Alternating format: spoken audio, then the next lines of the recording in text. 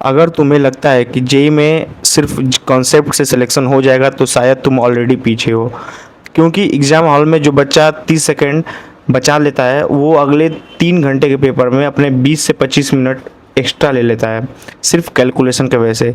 इसलिए आज हम कोई चैप्टर नहीं, कोई बात नहीं, सिर्फ सबसे पहली बात ये है कि बेसिक कैलकुलेशन जानेंगे। और बेसिक कैलकुलेशन मतलब अभी मतलब जैसे जो ड्रॉपर होंगे, प्रयास बैच अभी मतलब स्टार्ट होने में 8 जुलाई है, तो उसके पहले बेसिक कैलकुलेशन कर लीजिए। चाहे आप अर्जुना हो, चाहे लक्ष्य में हो, आप कोई भी बैच कर रहे हैं तो आपका कैलकुलेशन फास्ट रहेगा, तो आगे मतलब जो क्वेश्चन सॉल्व करने, पीवाईक्यू सॉल्व करने में उनमें टाइम नहीं लगेगा ज़्यादा। सबसे पहले देखिए बेसिक कैलकुलेशन में आप बोलेंगे कि अरे भाई ये इतना कौन करेगा। भाई तुम ये ट्रस्ट में तुम इतना कर लो तो मुझे आगे चल के नहीं तुम कहना कि हाँ यार आरजे सही कहा था, जो बात कहा था वो सही कहा था। मुझे अभी तुम मुझे गाली दोगे ये वीडियो देख के कि अरे यार ये सब क्या, ये सब करे, अब 12th हो के ड्रॉपर हो के हम लोग ये करें, 11th में हो के ये सब करें। भाई तुम बात मानो, तुम्हें पता नहीं कि ये सब कर लोगे, मेरा बात मानो, एक बार करके देखना। ये जितना चीज़ बता रहा हूँ उसे कॉपी पे तुम 3 बार तुम स्टार्टिंग में करके देखो। तुम डेली मतलब हफ्ते में एक बार ये सब चीज़ एक पूरा ओवरव्यू कर लो, तुम्हें रियलिटी बता रहा हूँ कि बहुत बेनिफिट मिलेगा। सबसे पहले बता दूं आपको कि टेबल 1 से लेकर 30 तक टेबल, भाई तुम मजाक लग रहा है, तुम्हें टेबल रहेगा आसानी से तुम कोई चीज़ करोगे। स्क्वायर से याद कर लो 1 से लेकर 40 तक, नहीं हो रहा है टेबल 25 तक, 20 तक, मतलब 20 तक तो अप्रॉक्स याद होना ही चाहिए। स्क्वायर याद कर लो 1 से लेकर 40 तक के बीच में। अंडर रूट उसका याद करो, जैसे अंडर रूट 1 से लेकर 10 तक का वैल्यू, जैसे मान लीजिए अंडर रूट 2 का वैल्यू क्या हो गया, अंडर रूट 3 का वैल्यू क्या हो गया, अंडर रूट 4 का वैल्यू हो गया, ऐसे करके 1 से लेकर 10 तक तुम अंडर रूट वैल्यू याद कर लो। लॉगरिथम प्रॉपर्टीज याद कर लो उसके।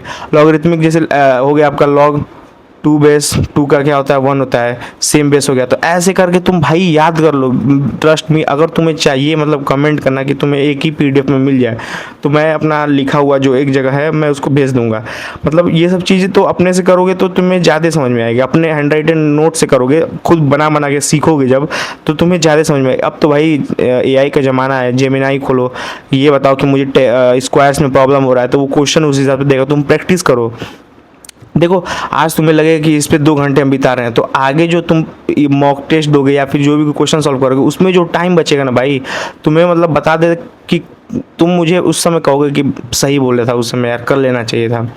क्यूब याद कर लो 1 से लेकर 20 तक, स्क्वायर रूट याद कर लो, उसका परफेक्ट स्क्वायर याद कर लो।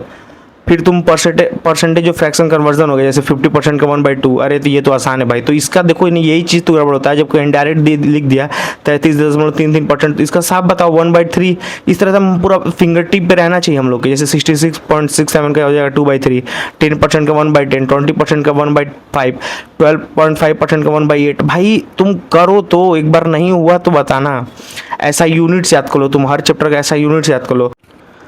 जैसे प्रीफिक्स हो गया, जैसे मिलियम हो गया 10⁻3, माइक्रो याद करो 10⁻6 होता है, नैनो याद करो 10⁻9 होता है, किलो में याद करो 10⁻3 होता है। उसका लेंथ भाई 1 किलोमीटर में कितना मीटर हो गया, तो 10⁻3 मीटर हो गया। 1 सेंटीमीटर में कितना मीटर हो गया, 1 10⁻2 मीटर हो गया।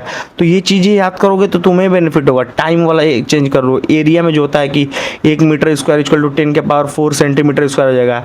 1 सेंटीमीटर स्क्वायर में कितना होता है, 10⁻4 मीटर स्क्वायर होता है। वॉल्यूम में याद कर लो 1 लीटर में कितना होता है मीटर, 10⁻3 ml होता है। तो ये सब चीज़ें तुम करोगे तो तुम्हें ही कैलकुलेशन में पता चलेगा कि हाँ भाई उस समय कह रहा था आरजे तो सही कह रहा था। पावर याद करो 10 के पावर में लिखना, मैं बार बार कर रहा हूँ, 10 के पावर में सीखोगे, तुम्हें हैबिट करोगे, क्वेश्चन प्रैक्टिस करोगे तभी होगा। देखो मेन चीज़ क्या होता है कि देखो सबसे मेन चीज़ होता है कि आप फोकस जो होता है आपका, लैक ऑफ फोकस होता है कि अरे यार कोई क्वेश्चन सॉल्व कर रहे हैं। तो जैसे कि मैंने इसमें यहाँ पे देखो कैलकुलेशन करते टाइम क्या होता है कि जो ये राइटिंग हम लोग का है, जैसे देखो इसी में गोजापाती कर दिया।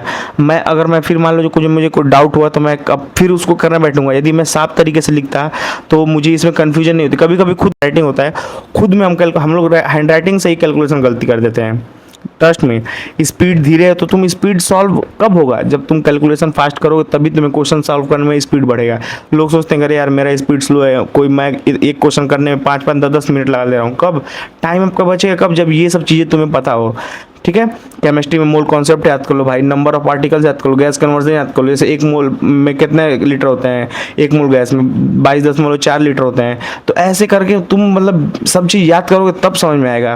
देखो हैंड जो तुम अगर कहीं प्रैक्टिस कर रहे हो तो उसको साफ तरीके से करो। जैसे जैसे देखिए क्या होता है, आपको मैं बता दूँ 9x = 3, जैसे यहाँ पे क्या है 9 है, तो हम लोग हैंड रिटन नोट मतलब जब फास्ट कैलकुलेशन करते हैं तो 9 को 4 लगता है, 4 को 9 लगता है, 7 को 6 लगता है। ऐसे मतलब जो हम लोग यहाँ पे कर रहे हैं, जो हैंड रिटन नोट जब कैलकुलेट कर रहे हैं तो जो लिख रहे हैं तो उसे क्लीन तरीके से लिखें भाई। जैसे देखिए यहाँ पे मैंने ये सब कर दिया, अब मैं खुद खोजने जाऊँगा कि मैं कहाँ क्या लिखा हूँ, मुझे खुद नहीं पता चलेगा।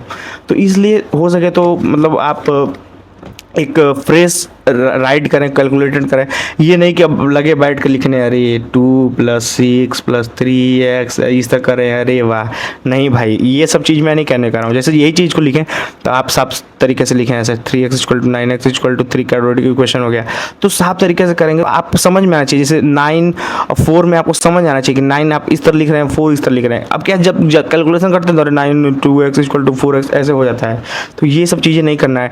ट्रिग्नोमेट्रिक फॉर्म और देखिए मैं मतलब कुछ चीज़ें मतलब लिख के लाया था कि मैं आपको ये डायरेक्ट बता दूं। देखिए अप्रॉक्सीमेशन यूज़ करिए। जैसे मान लीजिए आपका हो गया, जैसे देखिए यहाँ पे बोल दिया 13 × 99 का मल्टीप्लाई कर। अब भाई करने बैठेंगे तो क्या इसमें डायरेक्ट अप्रॉक्सीमेशन 13 × 100 - 1 कर देंगे तो इसमें डायरेक्ट पता चल जाएगा ना, ये -13 इस तरह करके इजी कैलकुलेशन हो जाएगा। अब इसको करने बैठेंगे 13 फिर 9 9 फिर इसको कैलकुलेशन करें, ये चीज़ अप्रॉक्सीमेशन यूज़ करिए।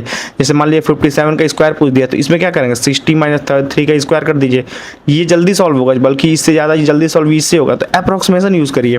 और जिसमें देखिए क्या था कि हाँ प्रैक्टिस, जितना आप प्रैक्टिस करेंगे भाई उतना सही रहेगा, जितना प्रैक्टिस करेंगे उतना सही रहेगा, आपके लिए बता रहे हैं। स्पीड धीरे, प्रॉब्लम ही क्या है, प्रैक्टिस सॉल्व करेंगे स्पीड तेज हो जाएगा, ठीक है। Practice is directly proportional to speed practice जितना करेंगे स्पीड बढ़ेगा, स्पीड कम रहेगा प्रैक्टिस कम है आपका। इसका मतलब वो आपको राइटिंग लिखने वाला समझा ही दिया। और इसमें क्या कर सकते हैं, हाँ डेली क्वेश्चन सॉल्व करिए, डेली सॉल्व करिए, 20-30 क्वेश्चन तो मतलब डेली सॉल्व करिए। और देखिए कोई चीज़ सॉल्व कर रहे हैं तो उसको एंड तक पूरा करिए, ये नहीं कि कुछ समझ में नहीं आया कैलकुलेशन यहाँ छोड़ दें, नहीं, उसको कोशिश करिए 2 पेज 3 बार 2 बार 3 बार करिए। तो अगली बार जब आप करेंगे ना तो पूरा करने का जब हैबिट रहेगा ना तो सही रहेगा। एग्जाम में क्या होता है, जब आपको छोड़ने का आदत हो जाता है ना तो एग्जाम में भी सोचते हैं कि यार छोड़ देते हैं क्वेश्चन। जब पूरा करने की हैबिट आपको स्टार्टिंग में आपकी प्रैक्टिस में ही रहेगी तो आप पूरा करेंगे वो। फॉर्मूला डायरेक्ट याद करिए, sin 30 का वैल्यू क्या होता है, cos 30 का वैल्यू क्या होता है, tan 30 का वैल्यू क्या होता है, पूरा ये ट्रिग्नोमेट्री ये तो मतलब याद ही होना चाहिए। और इसमें मतलब वीडियोस तो मैं सोचा था कि आपको बता दूं कि मतलब बैच स्टार्ट होने से पहले मतलब क्या क्या चीज़ें ध्यान देना चाहिए, वो मतलब मैं सोच रहा हूँ नेक्स्ट वीडियो में, क्योंकि वीडियो लंबा हो जा रही है। जैसे कि ट्रिग्नोमेट्रिक आइडेंटिटीज याद कर लीजिए, sine square theta = cos square, जो मतलब मेन जो ट्रिग्नोमेट्रिक आइडेंटिटीज होती है वो याद कर लीजिए बेसिक, कि ये तो मतलब आपका पूरी फिजिक्स केमिस्ट्री मैथ तीनों में यूज़ होगा। जैसे ये ट्रिग्नोमेट्रिक डेरिवेटिव्स याद कर लीजिए, इंटीग्रेशन याद कर लीजिए, इंटीग्रेशन का कुछ ट्रिग्नोमेट्रिक आइडेंटिटीज होता है, सेम उसी तरह ट्रिग्नोमेट्रिक का डेरिवेशन होता है। तो ये सब चीज़ें अभी से करेंगे तभी भाई कैलकुलेशन स्पीड प्रॉमिस है कि बढ़ेगा। और नेक्स्ट वीडियो किस पे चाहिए, मैं देखिए बैच स्टार्ट कर, मैं सोचा था इस पे भी बनाऊं बट वीडियो लंबा हो जा रहा है तो मैं नेक्स्ट वीडियो बनाऊंगा।